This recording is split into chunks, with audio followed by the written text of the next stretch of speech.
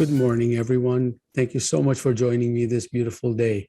And I look forward to connecting with you some more. But first, let us begin our practice as we always do by taking slow, deep breaths. The first thing we have to do is place awareness in the area of our heart.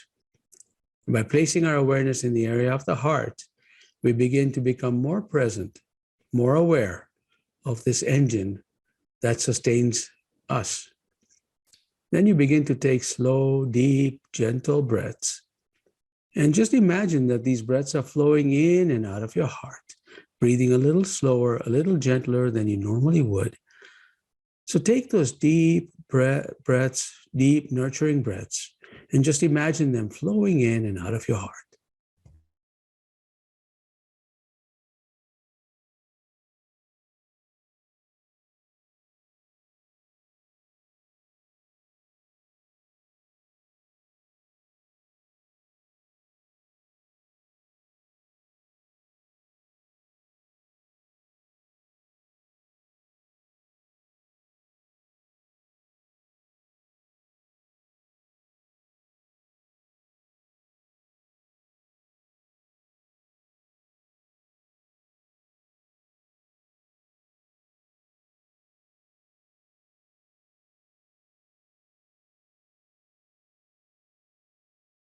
Now draw those breaths.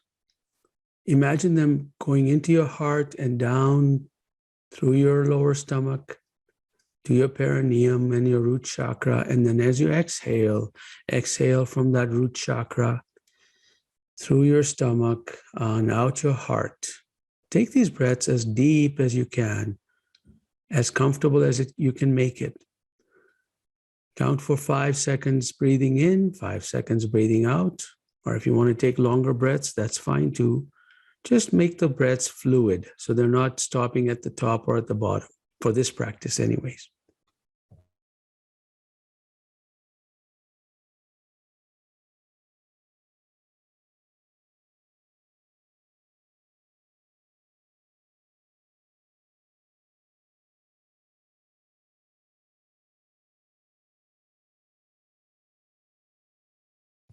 Take your time when you're breathing.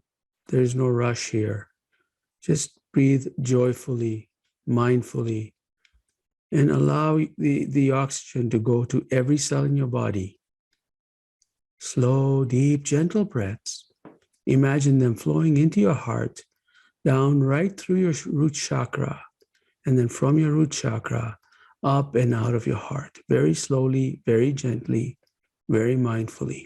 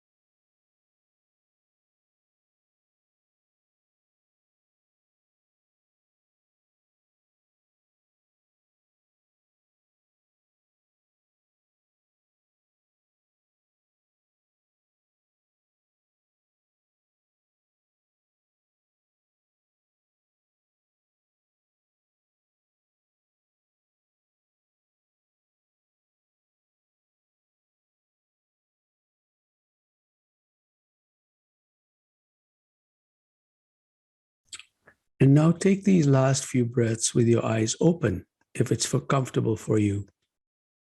See if you can maintain that level of calmness while your eyes are open.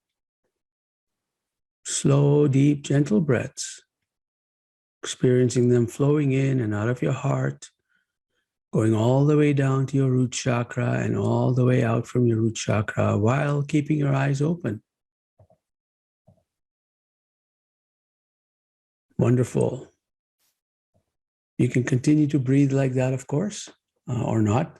So do not adjust your sets or your screens. This is the shirt I'm wearing, and I'm wearing it for a particular reason I want to share with you today. So today's topic is Dive for Joy. And I wanted to kind of share with you a perspective that I had. We all grew up, in going through elementary school and high school. And we always had this thing that we call recess. And what was my attitude for that when we were going through as young children, in elementary school, is recess was playtime. And when you're in school, when you're actually out of recess, the teacher expects you to behave, quote unquote, behave, which means that you have to do your work, you have to pay attention. In our subconscious mind, the work has been associated with not fun, and the recess has been associated with fun. So in our adult lives now, we always look to take a break.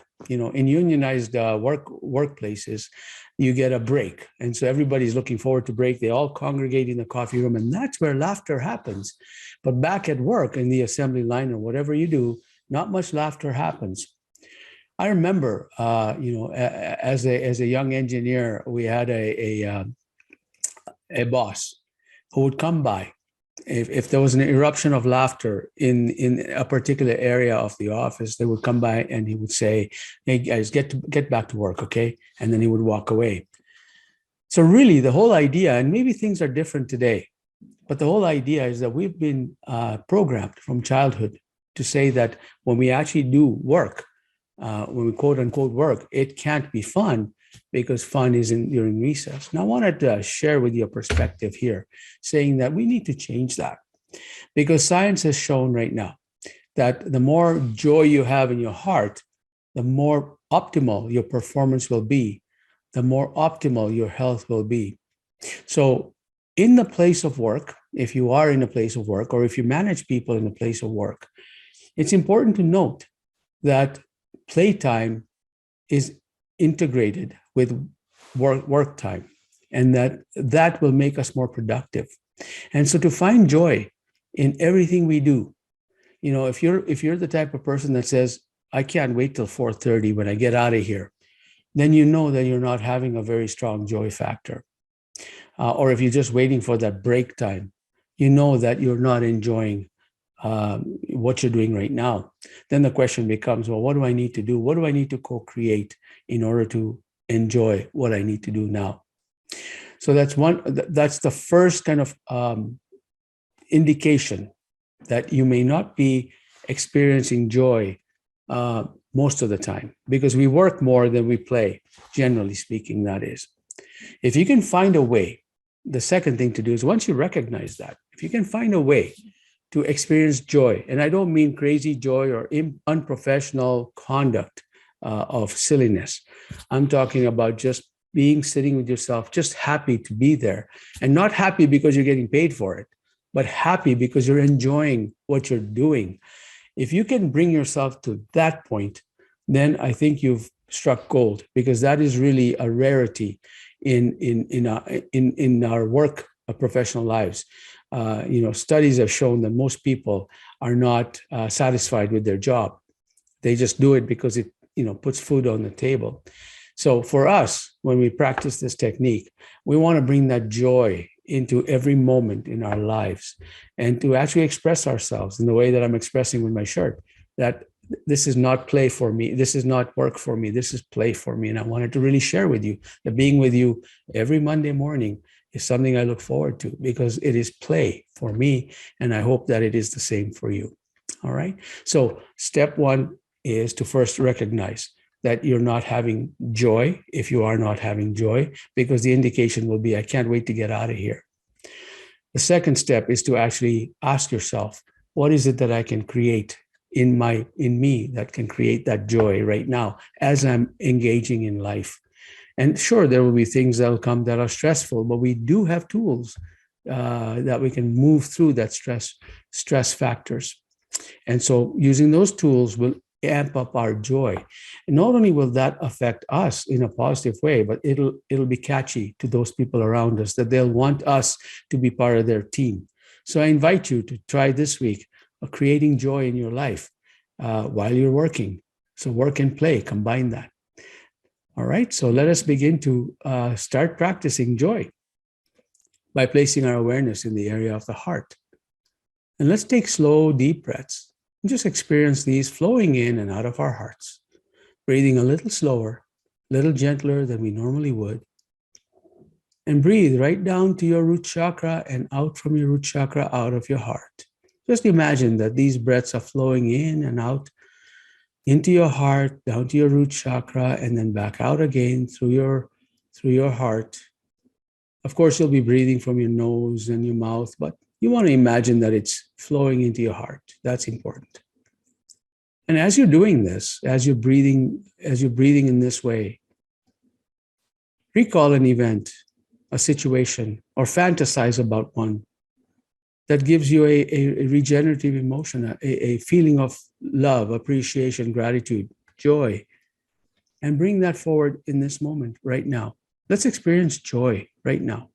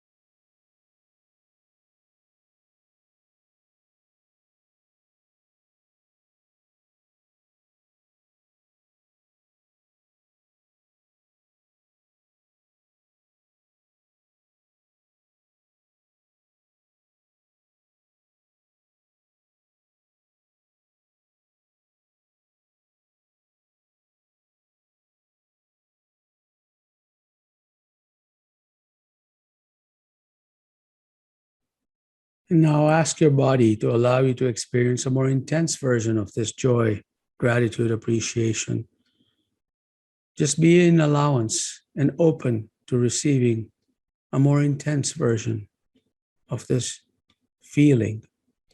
And just ask for this and say, I want to feel a deeper level of joy and appreciation, a more spiritual level of joy and appreciation.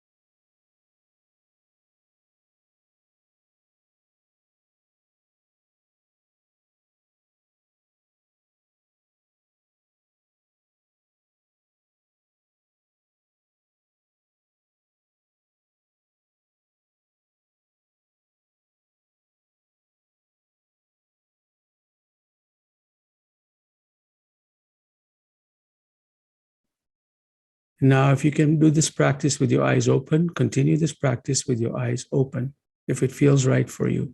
As you experience joy and appreciation and gratitude, open your eyes and look at the world and associate everything that's going on around you with joy, pleasure, appreciation, and gratitude.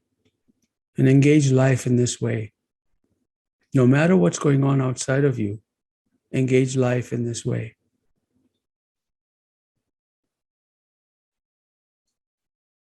Well, thank you so much for joining me this morning. Truly appreciate your participation. As always, I would love to take some comments, questions, of course.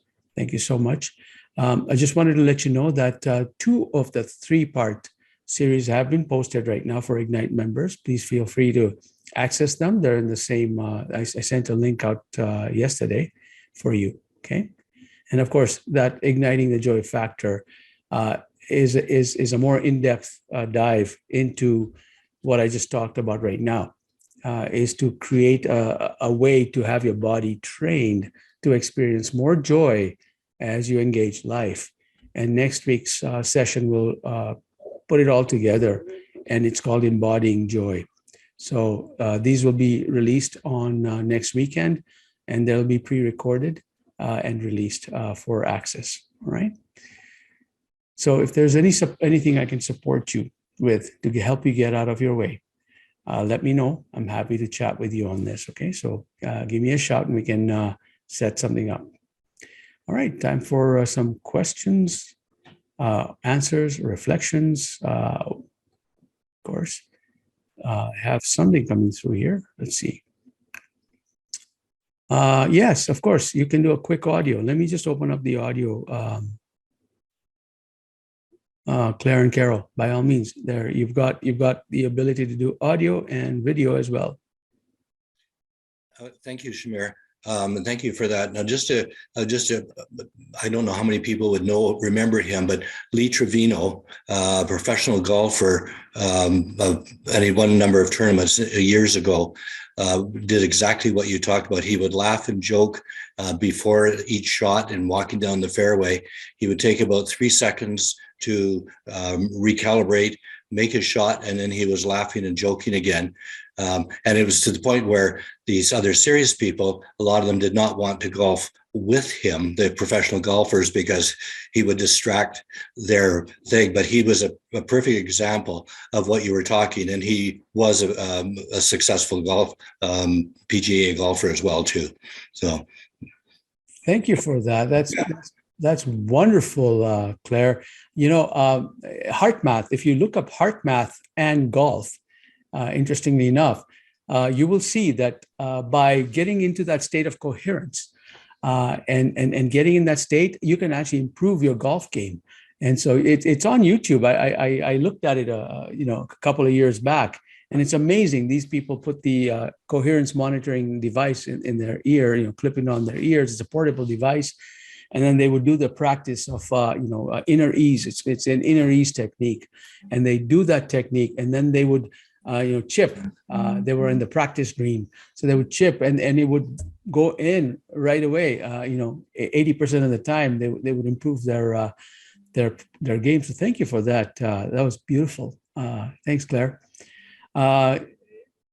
Cynthia, you said it was meant to be for me to be here this morning. Exactly what I was missing. Isn't that how it all works out? That's beautiful. Thank you so much for joining us from Central California. I hope the weather is wonderful there. It is kind of cold here in Calgary, but thank you so much. All right, there's nothing else coming through. So I look forward to seeing you next week, same time, when we'll have a different topic. So thank you so much for joining me today, and thank you for your participation. Take care for now.